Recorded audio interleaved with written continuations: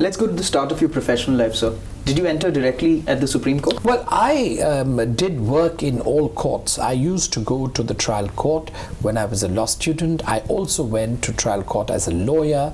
I did trial work, and contrary to perception, popular perception, I did trial work, and it was a very educative experience.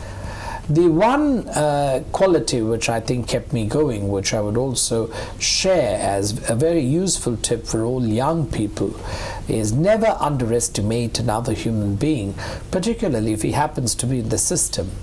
If you can befriend him, if you can sit and talk with him, he might be able to give you such deep insights into how the system works, and sometimes how the system gets manipulated as well. It's very important to know where the manipulations occur, and that's very useful to learn when you go to a trial court.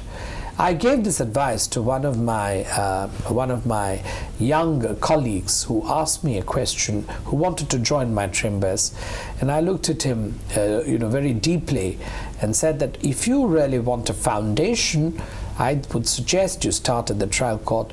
You will never regret my advice, because even though it may be very difficult, it may be uncomfortable, and you may not like the kind of sometimes the atmosphere, or you may not like the setting, but we have to mingle there first. We have to know what it is for a consumer of justice to be in those premises.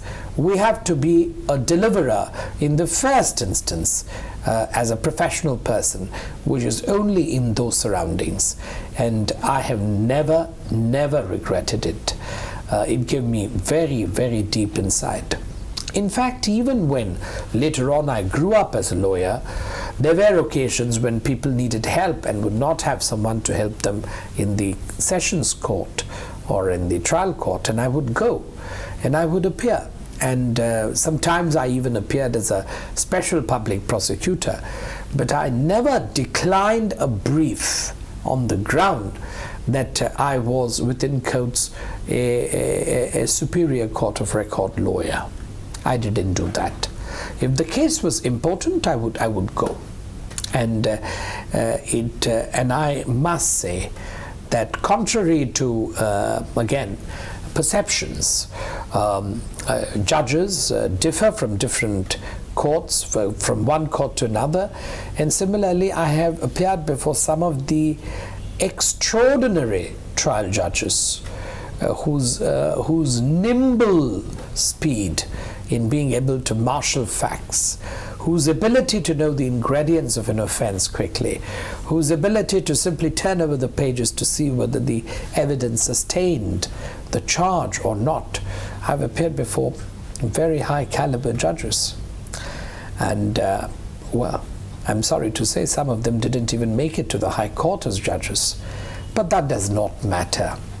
I don't think in a judge's life it should matter. I think what is important is your own sense of fulfillment in the way you function as a judge. That is your only reward.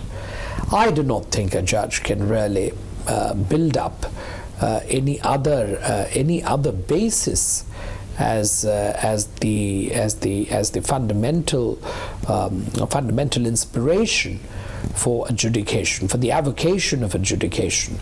It requires really an inner spring, and if that spring is satisfied, and if you're getting the right signals from that inner resource, I think you're well on the way. So I have seen judges, some of whom have not been elevated. They were not controversial, there was nothing against them, but sometimes people don't make it. But I also saw that they took it completely in their stride, and they didn't have any sense of rancor and moved on to the next phase in their lives.